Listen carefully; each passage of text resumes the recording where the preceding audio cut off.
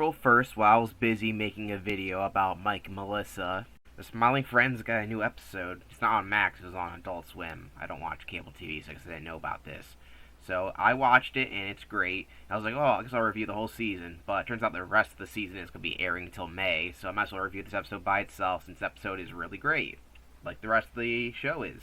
Though apparently the first ever episode also premiered on April Fool's Day, like 2 years before the show even aired, which is kind of weird.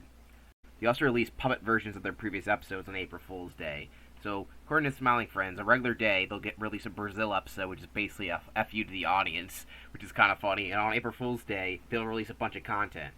It's kind of a weird world we live in, isn't it? So if somehow you've been living under a rock, you don't know what the Smiling Friends are. It's a new adult cartoon show that aired in 2022.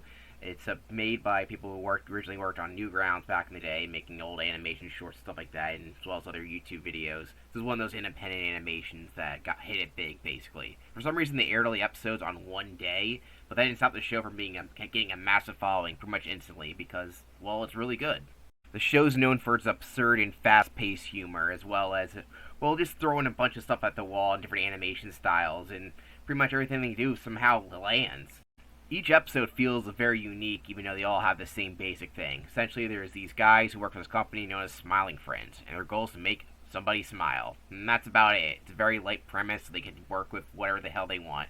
They want an episode where they go to a fantasy setting, they can do that.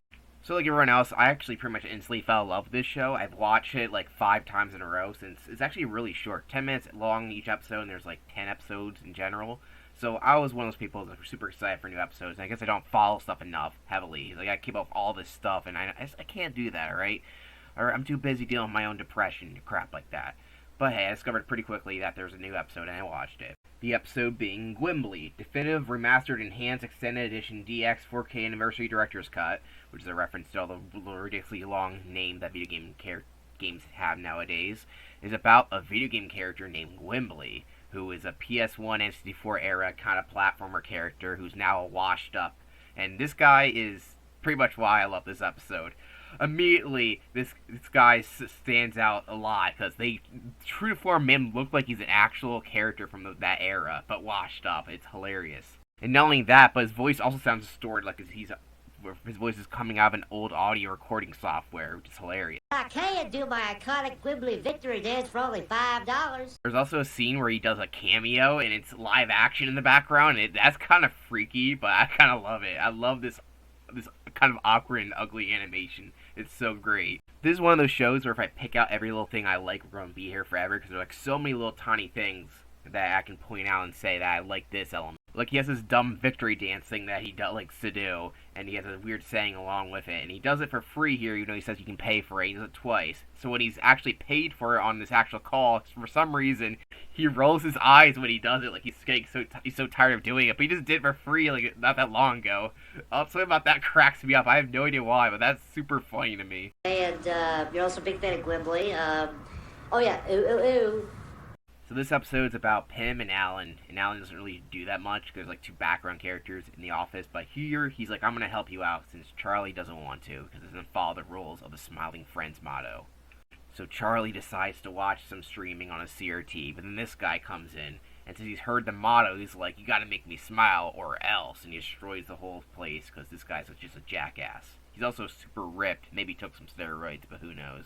If I had a problem with this episode, since these episodes are pretty short, I don't think the subplot was necessarily necessary. It probably could have made its own episode entirely, but who knows the show's going to hold in store. It's a really good episode, but I said this whole subplot here that doesn't really go on for that long could have been its whole episode, and could have had more jokes focused on the whole GWIMBLY side main story.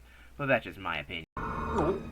Sorry, it was just a gulp. So in the main storyline, GWIMBLY goes back to his own game developers, where he sees that he is now washed up compared to what he used to be. Obviously, I mean, look at that guy he's got. Well, here's what the original game looks like, in case you're wondering. Looked cool back then. I mean, I look the exact same now, but you know what I mean. Like in the background here, you can see there's gameplay footage of Mouse Quest, where the character is playing as Shrimp from the previous episode, so even though there isn't that much continuity between episodes, they do reference other previous episodes. That's pretty cool, because this game development team also made the iconic game Mouse Quest. Hooray! I just reached level 987413 in Mouse Quest. So the CEO's an asshole who likes chicken nuggets and dipping them in different sauces. I mean, I can't say I don't relate to that. He's like, I don't want to make a game for this jackass. He's washed up. However, you guys can't make a game either because I want to sit on that IP and not do anything with it. Sounds familiar to a lot of video game companies. The game is not doing too well since the other characters don't want to be in it, like the old boss guy. He's like, I got a new life, fuck you. And the other character from his old game is dead in the ground. So there's a lot that happens in like 5 seconds in this show. Like the CEO comes with the new game guy and tries to kill them, and then he gets killed by that one guy, and that's the end of the episode, I guess. And yeah, it ends with Smash Brothers. This makes no sense to no one who's seen this show, but that's just how the show works. It just kind of jumps between a lot of stuff. Like, it goes point A to point B in rapid succession, and you gotta pay attention. That's why they're actually very rewatchable, since a lot of things happen in a short amount of time. Guys, my nose was completely ripped off my face. This was not fun for me at all. This episode actually does have an end credit scene where that one guy was trying to be a tough guy. You got one smile earlier. He's the guy who got the smile. He's crying because I guess he pushed away the person that he liked, which is, I guess, Charlie. And that's the end of this episode. This was a really great first episode. I have one big nitpick, I guess, and that's about it. I already mentioned it. But yeah, I love the fact this guy, just the way this character looks, he's automatically going to make this episode no matter what. And it's pretty great.